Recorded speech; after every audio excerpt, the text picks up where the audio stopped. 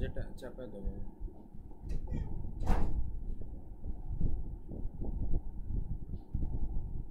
আসসালামু আলাইকুম ওয়া রাহমাতুল্লাহি ওয়া বারাকাতুহু। প্রিয় শিক্ষার্থীবৃন্দ, আজকে আমরা শিখব নুন সাকিনের এবং তানউইনের দ্বিতীয় নিয়ম, সেটা হচ্ছে ইখফা। এর আগে কিন্তু আমরা ইজহার শিখেছিলাম। তো ইজহার যেমন আমরা স্পষ্ট করে পড়েছিলাম, ইখফা হচ্ছে এর বিপরীত। ইখফা আমরা নাকের ভেতরে নিয়ে অনুস্বরের মতো উচ্চারণ করে পড়ব, যেমন আং, অনেকটা এভাবে, ঠিক আছে? তারপরে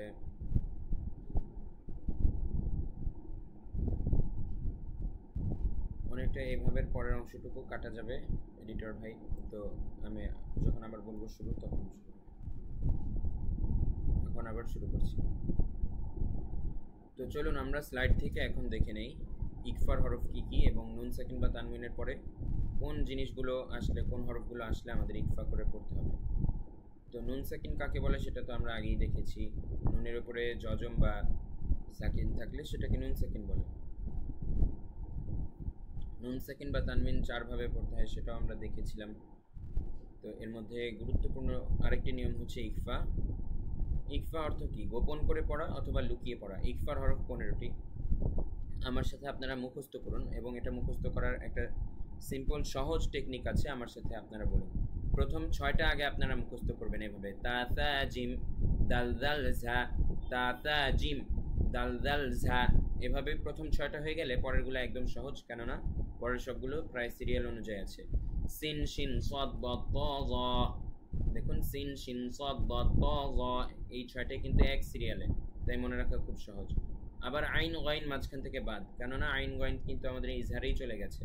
আবার তারপরে 3টে হরফ ফা অফ কাফ। তো বলা যায় আইন গয়েন ছাড়া সব এক সিরিয়ালে আছে। এখান থেকে সিন শিন সদ দ ত জ, তারপরে আবার 2টা বাদ ফা অফ কাফ। তো দেখুন ইজহারের 15টা হরফ একটু কাট হবে। দেখুন ইকফার 15টা হরফ মনে রাখা বা মুখস্থ করা কতটা সহজ। প্রথম 6টা আপনারা ম্যানুয়ালি মুখস্থ করবেন, তা তা জিম দাল দাল ঝা এভাবে। তারপরেগুলো সিরিয়াল অনুযায়ী এমনিতেই মনে থাকবে। সিন শিন সদ দ ত জ, 2টি বাদ ফা অফ কাফ, এই 15 হরফ। এখন দেখেন নিয়মটা কি। নুন সাকিন বা তানউইনের বামে, এই যে নুন সাকিন, এই যে দেখেন নুন সাকিন বা তানউইনের বাম পাশে যদি ইকফার কোনো হরফ আসে, ইকফারে ওই 15 হরফের যে কোনো হরফ যদি আসে, তাহলে ওই নুন সাকিন বা তানউইনকে গুন্নাহ সহ গোপন করে পড়তে হয়। গুন্নাহ করবো আমরা এবং গোপন করে পড়বো। কিভাবে দেখুন, মালাকুন কারীম। এর আগে ইজহারের সময় কিন্তু আমরা মালাকুন নর্মালি এভাবে পড়েছিলাম, কিন্তু ইকফার ক্ষেত্রে মালাকুন এরকম হবে। তো আমি বানান করেও দেখাচ্ছি। মিম জবর মা, লাম জবর লা, মালা, কাফ 2 পেশ কুন, মালাকুন। এখনো পর্যন্ত কিন্তু মালাকুন আছে, কেননা পরের অক্ষর এখন আসেনি, ইকফার হরফ এখন আসেনি। পুরাটা যখন মিলিয়ে পড়বো মালাকুন না বলে আমরা বলবো মালাকুন। তারপরে কাফ জবর কা, রয়া জের রি, কারি, মিম 2 পেশ মুন, কারিমুন। তাহলে পুরাটা একবারে পড়ার সময় কিন্তু আমরা ইকফা করে গুণনা করে পড়তে হবে, ইকফার হরফ থাকার কারণে। মালাকুন কারীম।